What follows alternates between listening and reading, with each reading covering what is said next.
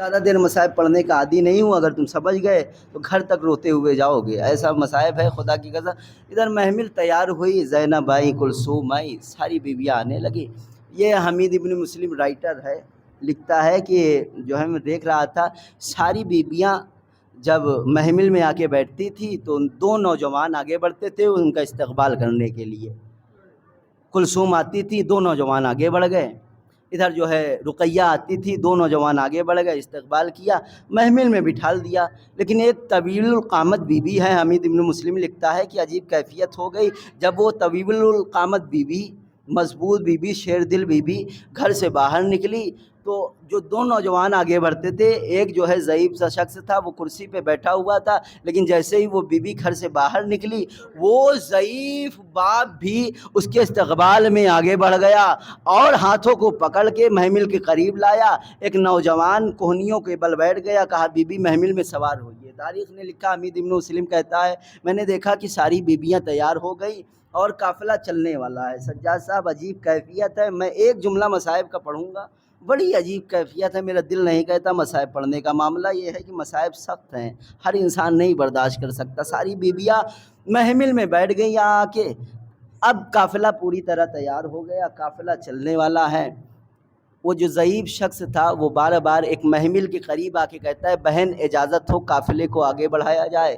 آج امامت زینب سے سوال کر رہی ہے، عجیب کیفیت ہے۔ یہ مدینے کا اپنا خیال ہے، مجھے نہیں پتا زینب کی یہ حرمت کب تک باقی رہے گی۔ تاریخ نے لکھا مدینہ ہے، وہ ضعیف شخص آ کے کہتا ہے بہن اجازت ہے قافلے کو آگے بڑھایا جائے۔ کہا کہ بھیا ابھی رک جائیے۔ تاریخ نے لکھا کچھ دیر کے بعد وہ ضعیف شخص پھر آتا ہے اس محمل کے قریب، کہتا ہے کہ بہن اجازت ہے قافلے کو آگے بڑھایا جائے۔ کہا بھیا تھوڑی دیر اور رک جائیے۔ وہ ضعیف شخص چلا گیا، پھر کچھ دیر کے بعد آیا، کہا بہن دیر ہو رہی ہے بتا دے قافلے کو آگے بڑھایا جائے۔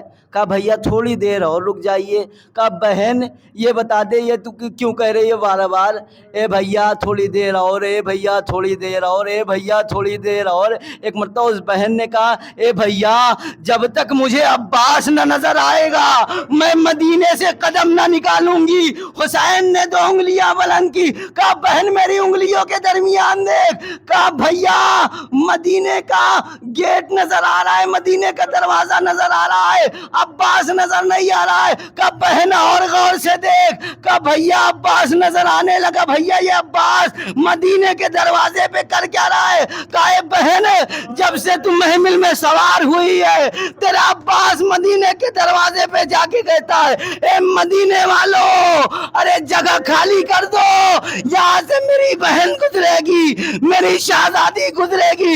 میں نے کہا اے عباس یہ مدینہ ہے، ارے تجھے زینب کی چادر کا اتنا خیال، ارے ذرا عصر عاشور آنا کوئی زینب کی چادر چھینے گا، کوئی سکینہ کو تماچے مارے گا، کوئی خیمے میں آگ لگائے گا، زینب صدا دے گی عباس تیری بہن تنہا، عباس تیری بہن۔